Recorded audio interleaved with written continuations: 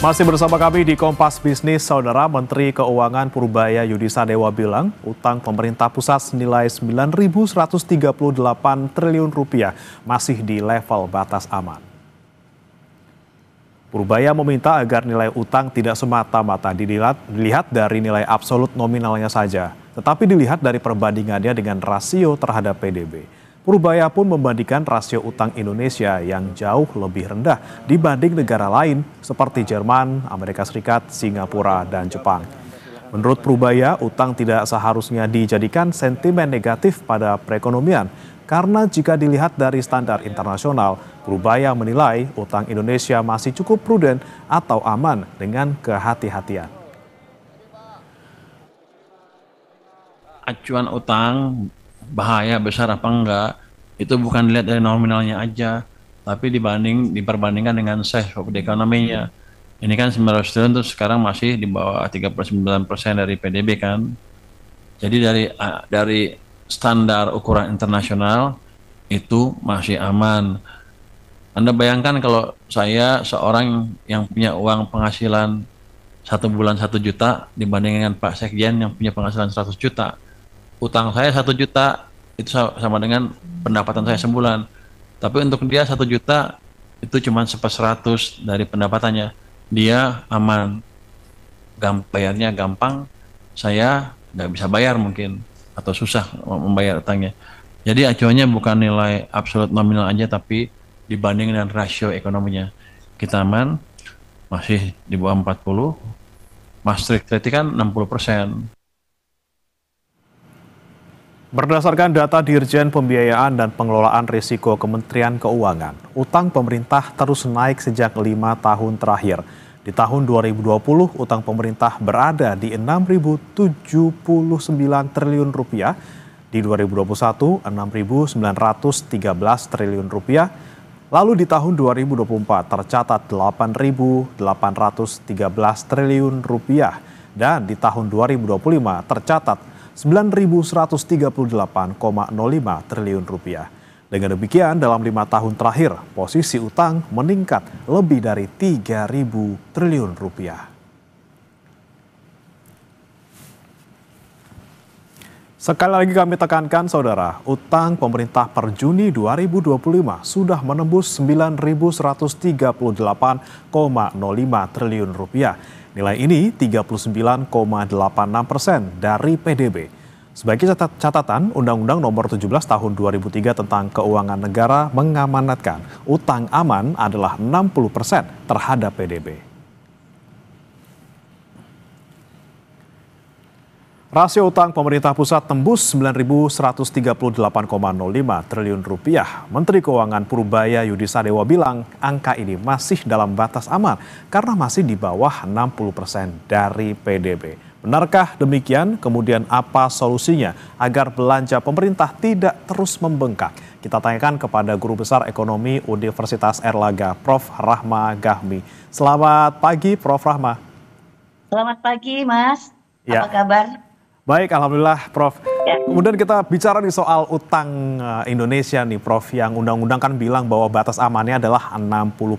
Tapi ini kan ada level waspadanya gitu. Apakah 40% ini yang 9.138 triliun ini di titik psikologis lampu kuning utang kita? Ya, begini Mas, terima kasih.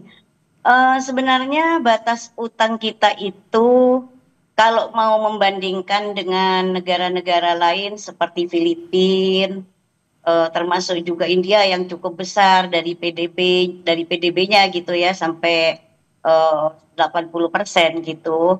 Memang kalau melihat dari tetangga negara-negara tersebut, memang Pak Purbaya itu meyakini masih aman gitu ya. Tapi kan kita harus melihat, Mas, bahwa batas aman menurut Undang-Undang Nomor 17 Tahun 2003 itu memang batas rasio utang terhadap PDB 60% gitu ya. Nah, memang kita itu masih berada pada posisi 39% sekian gitu ya. Nah, memang titik psikologis dari lampu kuning itu memang banyak yang menganggap bahwa 40% itu sebagai level waspada atau titik psikologis di mana utang mulai perlu dikelola lebih hati-hati. Nah, memang kita ini tentunya jangan terlampau yakin bahwa utang kita masih berada batas level aman gitu. Kalau mau membandingkan dengan negara-negara lain, terutama Filipina, Malaysia, India dan sebagainya, Thailand dan sebagainya gitu ya. Itu kan mempunyai postur APBN yang berbeda dengan kita gitu ya. Kalau kita itu kan kita tahu Mas, per 31 Agustus kemarin dari APBN yang total 2.800 sekian, kita itu baru terrealisasi 1,6 triliun, 1.600 triliun gitu. Jadi intinya ini perlu kewaspadaan, perlu kehati-hatian gitu Mas. Karena memang kita tidak mudah ya untuk bagaimana kita melihat bahwa secara rasio saat ini per Juni tahun 2025 ini rasio utang Indonesia terhadap PDB memang betul baru 39,86%, tapi itu adalah mendekati titik waspada. Nah, masalahnya begini, kalau kita lihat pencapaian dari APBN itu, kalau semua normal ekonomi itu dan juga semua berjalan, sektor real berjalan, sehingga nanti pendapatan dari korporat itu juga memadai, bertambah gitu ya, sehingga dia juga bisa membayar pajak dengan baik, sehingga nanti rasio pajak yang sudah dialokasikan untuk APBN kita itu akan tercapai, ya itu tidak apa-apa gitu. Tapi ini kan masalahnya sekarang kita dalam kondisi ekonomi yang tidak baik-baik saja. Kenapa? Karena sektor real tidak jalan. Kenapa saya mengatakan sektor real itu tidak jalan? Karena undisbursed loan yang ada di perbankan itu 2.395 triliun sekian. Artinya itu sudah sektor real kita itu mandek.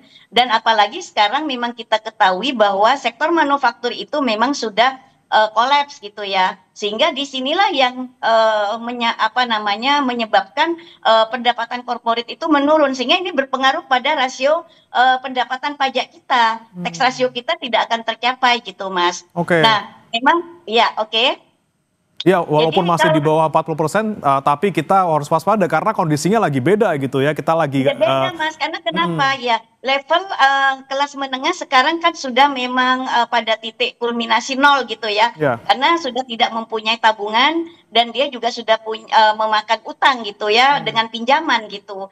Nah ini yang harus diwaspadai, padahal negara kita ini adalah yang paling terbesar itu kan level menengah, menengah ke bawah gitu. Nah ini yang perlu diwaspadai, sehingga rasio kalau misalnya nanti rasio utang kita melebihi 40%, bagaimana? Memang kita pernah kan Mas, historisnya Indonesia itu pernah memiliki rasio utang yang lebih dari 40%. Yang dari 40% masa lalu, terutama pada saat kita mengalami krisis moneter tahun 97-98 gitu ya.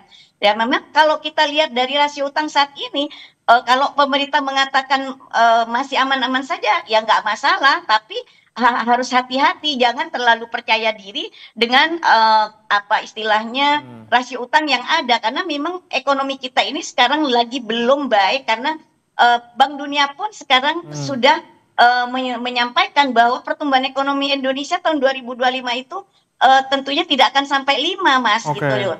Jadi jangan terlalu pede dengan masih di bawah 40%, tapi kita harus waspada dengan kondisi sekarang. Tapi kemudian bagaimana dampaknya bagi utang negara nih Prof? Kita akan bahas usai jeda, tetap bersama kami di Kompas Bisnis. Masih di Kompas Bisnis dan masih bergabung bersama kami melalui sambungan daring Prof. Rahma Gafmi, Guru Besar Universitas Ekonomi, Guru Besar Ekonomi Universitas Erlangga. Prof. Gafma, kita lanjutkan kembali. Ini kan utang kita yang mendekati 40% dari PDB ini sekarang lagi nggak baik-baik aja. Jangan terlalu yakin gitu ya, karena ketidakpastian global lagi tinggi. Trump kembali perang sama Xi Jinping, kemudian dolar bisa naik, rupiah lemah. Ini resikonya bagi utang negara seperti apa, Prof? Gini, ketidakpastian global itu tentunya kan akan juga berdampak pada risiko utang, Mas. Karena jika dolar menguat, rupiah melemah, itu nanti beban utang luar negeri kita terutama dalam bentuk falas itu Indonesia akan meningkat dalam hitungan rupiah gitu kan. Risikonya apa? Utang dalam falas itu akan jadi lebih mahal jika rupiah melemah gitu ya. Nah, pemerintah mungkin perlu mengalokasikan lebih banyak anggaran untuk pembayaran utang jadinya kan, sehingga kalau sudah pendapatan APBN kita itu hanya dialokasikan untuk pembayaran utang kan berarti kan tidak bisa membangun Mas. Jadi itu risikonya. Nah yang kedua, skenario global itu terutama adalah apa? kita kan belum tahu ya ketegangan geopolitik ini seperti potensi perang dagang antara Trump dengan si Jinping gitu ya. Dan itu kan bisa meningkatkan volatilitas mata uang global juga, Mas. Nah, ini perlu hati-hati. Jadi jangan terlalu kepedean bahwa ini masih ada di bawah rasio PDB yang sudah di bawah 40% dari rasio PDB gitu. Nggak seperti itu. Kenapa? Karena juga saya lihat ini sekarang kan masa-masa memang orang dalam kondisi tidak punya pekerjaan, Ya. ya. Nah, karena orang tidak punya pekerjaan ini berisiko dan rentan sekali untuk terjadi social unrest gitu kan. Nah, kalau misalnya kestabilan politik tidak terjamin, terjadi social unrest dan sebagainya, karena saya lihat Indonesia ini terlalu kental, terlalu politik ini jadi panglima gitu dibandingkan dengan pembangunannya. Ini sangat berbahaya sekali. Nah, ini perlu baik. hati-hati juga. Jadi kenapa? Karena ini akan semuanya akan mengarah kepada yang menjadi suatu apa istilahnya semakin dalam keadaan yang akan kita hadapi nanti. Oke, lagi-lagi nih ya Prof ya, keadaan sekarang harus diwaspadai, jangan mentang-mentang masih lampu kuning, masih di bawah 60% terus kita santai-santai saja. Harus ada kebijakan fiskal yang tepat juga dari pemerintah untuk bagaimana kita bisa memanfaatkan utang ini secara baik dan juga efektif. Terima kasih Prof. Rahma Gafmi, Guru Besar Ekonomi Universitas Airlangga sudah bergabung bersama kami di Kompas Bisnis. Selamat pagi Prof. Terima kasih Mas, selamat pagi.